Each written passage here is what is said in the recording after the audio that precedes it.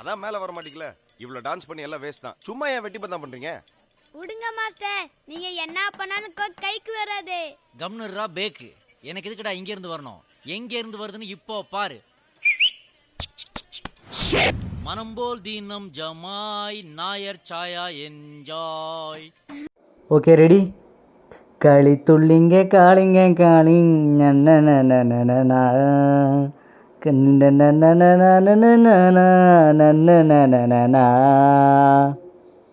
அப்பாடா, இப்போ copyright issues எதுவும் வராது. ஹாய் ஹலோ நண்பர்களே, இது உங்கள் மாஸ்க் மேன் ரிவ்யூ. ரொம்ப நாளாக நம்ம சேனலில் வீடியோ போடலைங்கிறங்க என்னென்னு நீங்கள் புரிஞ்சுக்கணும். ஏன்னா ரொம்ப நாளாக நல்ல படம் எதுவும் வரல, அதை நீங்கள் தெரிஞ்சுக்கணும் மக்களே, அது ரொம்ப அவசியம். ஓகே, இன்றைக்கி நம்ம வழக்கம் போல் 2 மூவி ரிவ்யூ தான் இன்றைக்கி பார்க்க போகிறோம். அதில் நம்ம இன்றைக்கி பார்க்க போகிற திரைப்படம் என்னென்னா ஒரு ஹிந்தி படம் தான், அது லாப்பாட்டா லேடிஸ். இந்த படத்தோட கதை என்னென்னா 2002 நடக்குது இந்த கதை. புதுசாக கல்யாணம் ஆகிற 2 ஜோடி ட்ரெயினில் ட்ராவல் பண்ணுறாங்க. அவங்க அப்படி ட்ரெயினில் ட்ராவல் பண்ணுறப்போ அவங்க ட்ராவல் பண்ணுற கோச்சில் அதே மாதிரி அவங்களே மாதிரி கல்யாணமான கப்பிள்ஸ் 3-4 பேர் இருக்காங்க. பிரச்சனை என்னென்னா எல்லாருமே ஒரே சாரீ அணிஞ்சு மூஞ்சை கவர் பண்ணியிருக்காங்க. அதனால் இவர் ரெஸ்ட் ரூம் போயிட்டு வர்றப்போ ஹீரோ மாற்றி அந்த பொண்ணை அவரோட ஊரில் இறக்கிடுறாரு. அந்த மாற்றி இறக்குனதுனால என்னென்ன குழப்பம் ஏற்படுது, லாஸ்ட்டில் அந்த அவரோட ஒரிஜினல் ஒய்ஃபை கண்டுபிடிச்சாரா இல்லையாங்கிறதான் கதை.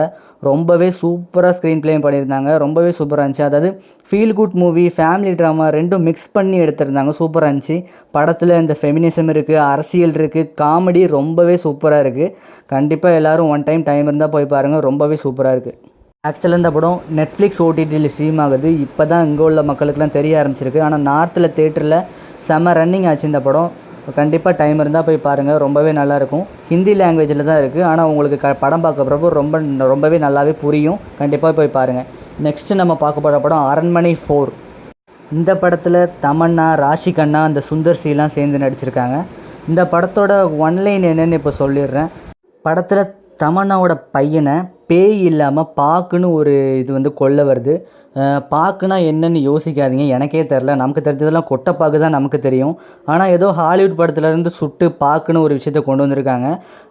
இதில் தமன்னா இந்த நல்ல பேய், இந்த தமன்னாவை இந்த கொலை பண்ணிடுறாங்க. அவங்க ஒரு நல்ல பேயாக வர்றாங்க. அப்புறம் இந்த நல்ல பேய்க்கும் பாக்குக்கும் நடக்கிற இந்த கிளாஷ் தான் இந்த அரண்மனை 4. அதாவது பேய்க்கும் சண்டை அப்படிம்பாங்களா, அதே மாதிரி கொட்டாப்பாக்குக்கும் இந்த பாக்குக்கும் தமன்னாக்கும் நடக்கிற சண்டை தான் இந்த அரண்மனை 4. அதாவது அரண்மனை ஃப்ரான்ச்சைஸில் பார்ட் 1, பார்ட் 2, பார்ட் 3லாம் பார்த்துருப்பீங்க. அது மாதிரி அரண்மனை பார்ட் 4ல் வித்தியாசமாக ட்ரை பண்ணுற பாருன்னு எடுத்திருக்காரு. அந்த 3 அரண்மனை இடிச்சிட்டு இந்த அரண்மனை 4 கூட இவர் வச்சிடலாம். ஏன்னா இது ஓரளவு பார்க்குற அளவுக்கு டீசெண்டாக தான் இருக்குது. ஃபேமிலி ஆடியன்ஸுக்கெல்லாம் அந்த ரொம்பவே பிடிச்சிருக்கு இந்த படம். கிட்டத்தட்ட ரிலீஸ் ஆகி 3 நாளில் 20 crores வரை இந்த வசூல் பண்ணியிருக்கு. அரண்மனை ஃப்ரான்ச்சைஸில் கண்டிப்பாக இது ஒரு ஹிட் ஆகும். தமிழ் சினிமாவுக்கு காப்பாற்ற யார் வருவான்னு கேட்டிருந்ததுக்கு சுந்தர் சி அரண்மனை 4 கொடுத்துருக்காரு. கண்டிப்பாக எல்லோரும் ஃபேமிலி ஆடியன்ஸ்லாம் கண்டிப்பாக போய் பாருங்கள். இன்றைக்கி நீங்கள் பார்த்த ரிவ்யூவில் 2 படத்தில் எந்த படத்தை ரிவ்யூ உங்களுக்கு பிடிச்சிருந்தேன்னு கமெண்ட் செக்ஷனில் கமெண்ட் பண்ணுங்கள். ஓகே, இதோட நான் ரிவ்யூ முடிச்சுக்கிறேன். Bye from mask man review. மறக்காமல் சேனல் லைக் பண்ணுங்கள், ஷேர் பண்ணுங்கள், சப்ஸ்கிரைப் பண்ணுங்கள். Thank you friends.